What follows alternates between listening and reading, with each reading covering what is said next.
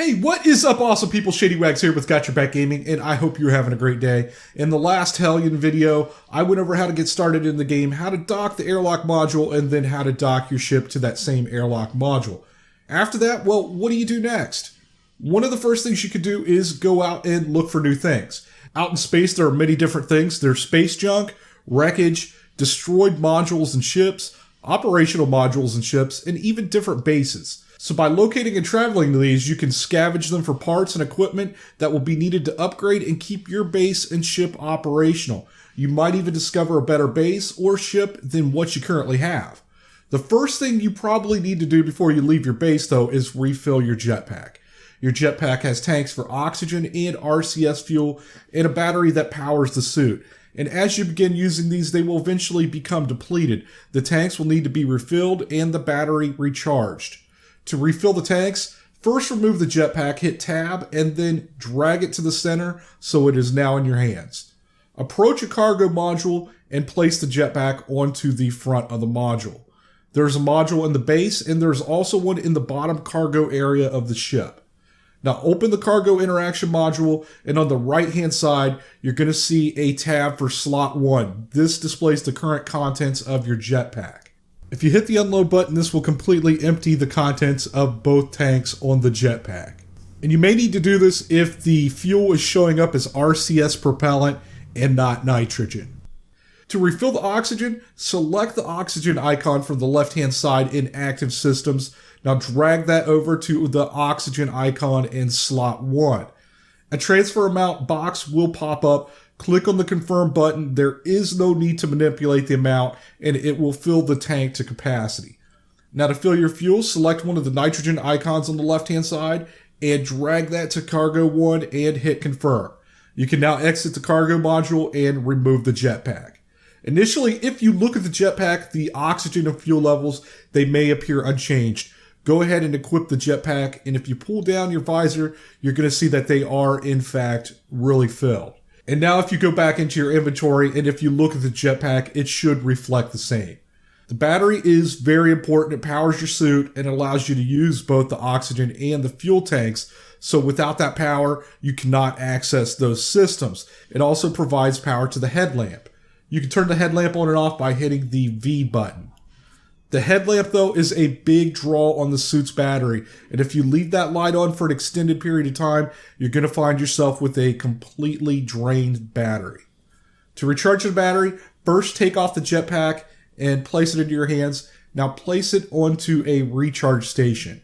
If the recharge station is receiving power from the ship or the base, the pack will then begin to charge. You can see the levels of the battery charge, the oxygen, and the fuel levels on the back of the jetpack right here. Okay, now the jetpack is filled and ready to go, you now need to undock the ship from the base. If you attempt to operate the ship while it is docked, it should not allow you to operate the ship controls. This is not always the case though. Sometimes you are able to access those controls, but you won't be able to detach from the base. And despite being able to access the RCS controls, you won't be able to move away from the base. You can rotate the ship, but you won't be able to accelerate or decelerate. To undock the ship, as you're exiting the airlock from the base into the ship, there's going to be a docking control to the left. Go ahead and hit that switch. Now step into the ship's airlock, shut the outside door, and then you're going to locate the docking control in the ship's airlock, and now flip that switch. You're going to hear the ship disengage from the base, and now the ship is undocked. There are two ways to travel using the ship. One is to fly using the manual controls, and the other one is by using FTL. If you powered up the ship using the power supply, FTL should already be active, designated by a solid green light on the left-hand side. If it's not, then click on the FTL button on the dash on the right-hand side, and the FTL will start up.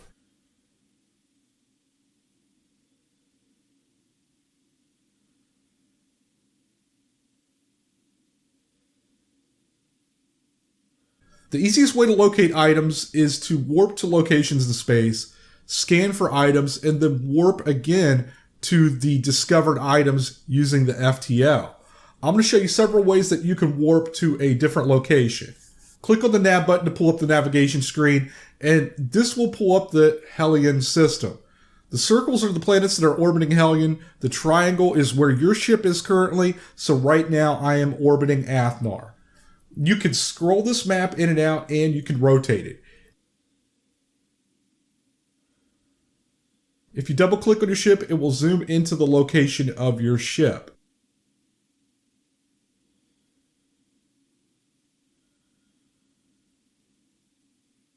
By clicking on the Zoom to Parent button, that will zoom to the planet that I'm orbiting. Then by scrolling out, I can see the items that are already visible on the map that is orbiting this planet. You can see here there are several asteroids orbiting this planet. I'm going to go ahead and highlight this asteroid, right-click it, and select Travel Using Warp Drive. This is going to give me a purple line, which is the path I'm going to be traveling to get to this location. The next thing I have to do is select a warp cell or cells.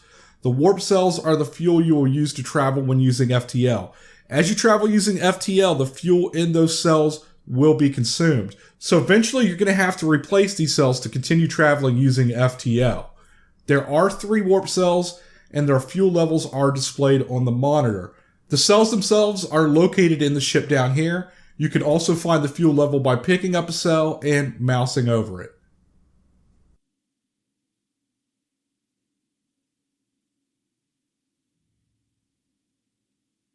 So I have selected to use Warp Cell 1. There are also warp factors. This is the warp speed. So you can select 1, 2, or 3, 3 being the fastest. The higher the warp factor you select, the faster you will travel to your target, but the more fuel you will burn. 1 is generally used for short jumps, 2 for medium, and 3 for long distances. Although there is no rule here. If you want to use 3 to jump to something 1 minute away, cutting the jump time to 10 seconds, you can do that burning an excessive amount of fuel. Or if you want to select 1 to travel to a location an hour away, saving on fuel, you can do that as well. I'm traveling a short distance, so I have selected warp factor 1. Now I'm going to adjust the maneuver time to attempt to shorten the length of the jump. Activation time is the time you'll have to align the ship to the proper heading to make the jump. So once I activate the jump, I'll need to point the ship to the proper direction to be able to warp, and the time shown here is the amount of time I'm going to be given to do that. If you don't line up in that given amount of time, the warp maneuver will be canceled and you'll have to set up the warp again. I normally try to give myself a minute to be safe. That seems to be plenty enough time. And you can alter these times by pulling the mouse up and down while the mouse is hovered over the numbers. The numbers here are displayed in hours, minutes, and seconds. The next set of numbers is the arrival time, and this is the amount of time it's going to take for you to travel to the location. You want to try to reduce this number to the smallest time possible. So if the number displays 6:30, it's going to take you 6 minutes and 30 seconds to warp to that target.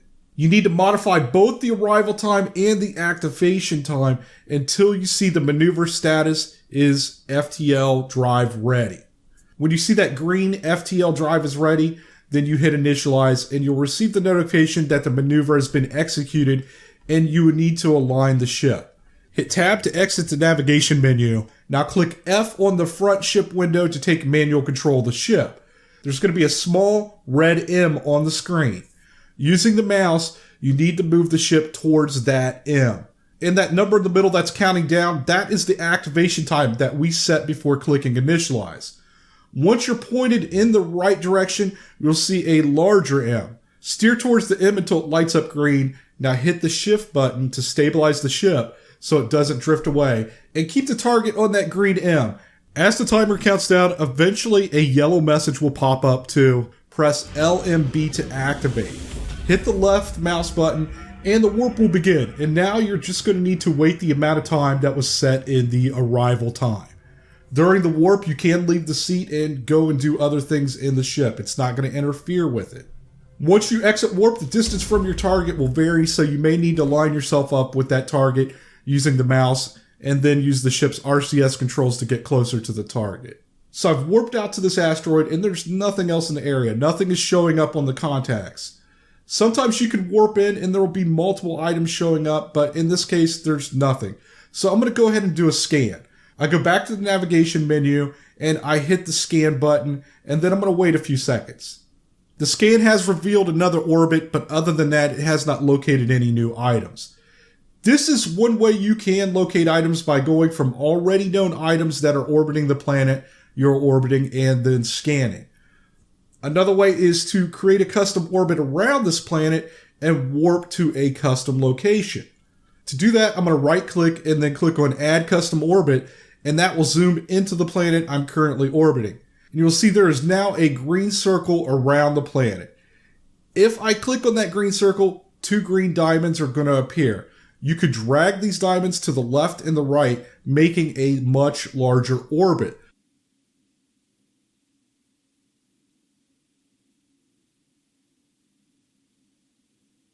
The location of this orbit can also be modified by using the green numbers at the bottom of the screen. These are coordinates.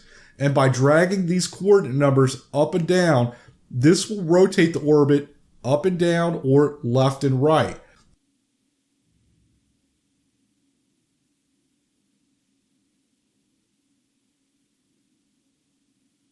The smaller circle is the point at which you would like to warp to, and you could drag this to points along the orbit, or you could use the last 2 coordinate boxes on the bottom to go to a specific point.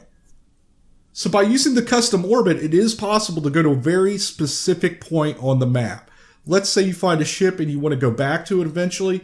You could write down your coordinates, then at a later time, go into the custom orbit, alter the coordinates at the bottom until they match, and go right back to that same location. I'm going to go ahead and warp to this location over here. So I will right click on the circle and select travel using warp.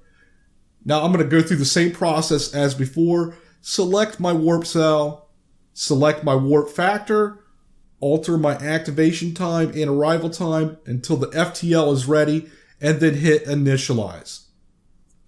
I'll tab to exit the navigation panel, take over the controls and line up the ship. I'll wait till I see the yellow message and then hit the left mouse button.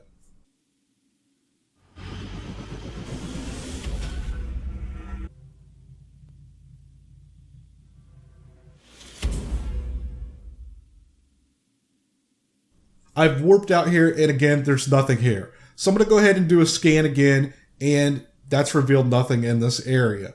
I could continue moving the small circle around the orbit and warping to different locations on the orbit. I can also click on the small circle and select remove the waypoint and the custom orbit. Although I didn't find anything, that is another way to travel around the map using FTL and custom orbits. Now the third way to use FTL is to warp to location at another planet, and to do that from the navigation menu, find and select another planet.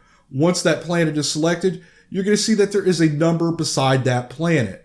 That is the number of known objects that are orbiting the planet.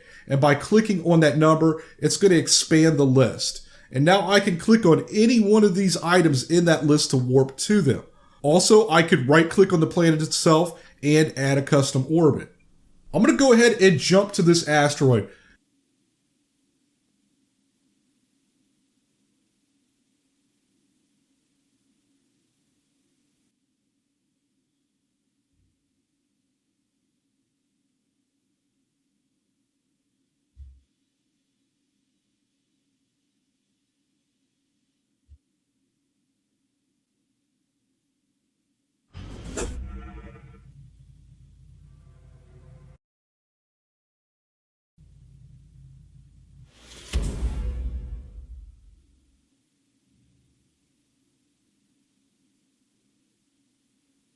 And again, there's nothing here. So I'm going to go ahead and scan.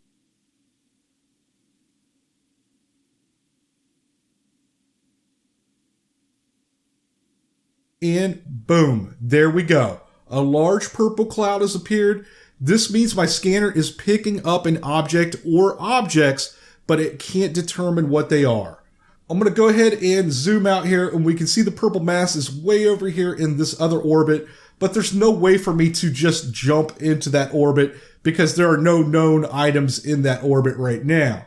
What I'll need to do is to create a custom orbit and drag it out and then alter the coordinates until my custom orbit intersects with that cloud.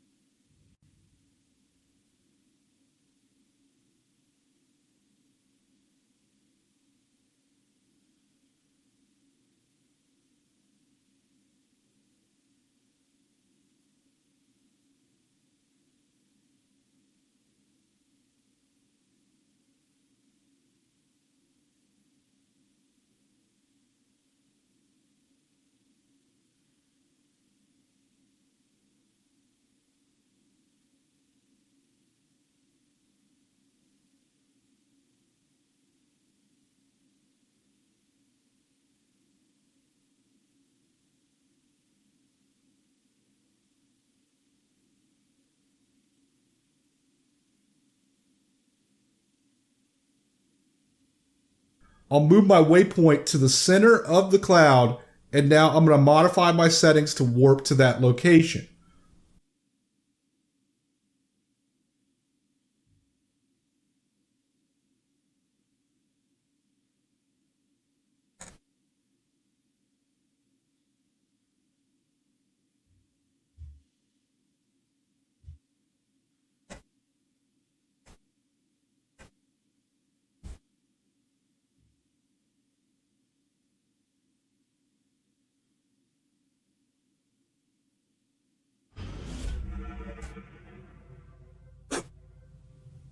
Once I've warped over to that location, I'm now in the middle of that cloud. So I'll go ahead and scan.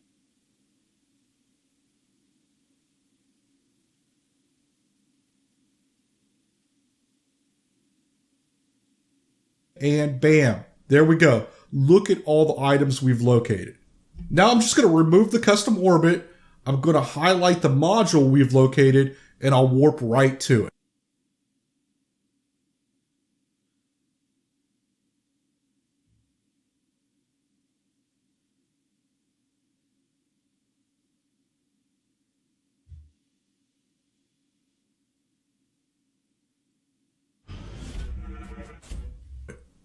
So I've located an airlock module here. There was nothing in it, but I'm going to go ahead and grapple it and take it back to my home station.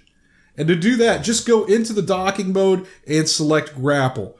And you don't want to grapple the airlock door. Make sure the dock door is selected. And from there, it's just like docking a module. Once I have that airlock grappled, I can continue exploring each one of these items. Even though that is on the back of my ship, that won't prevent you from warping.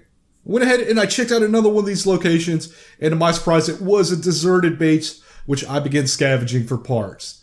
Once you're ready to go back home, just go into the navigation menu again, click on the home station button,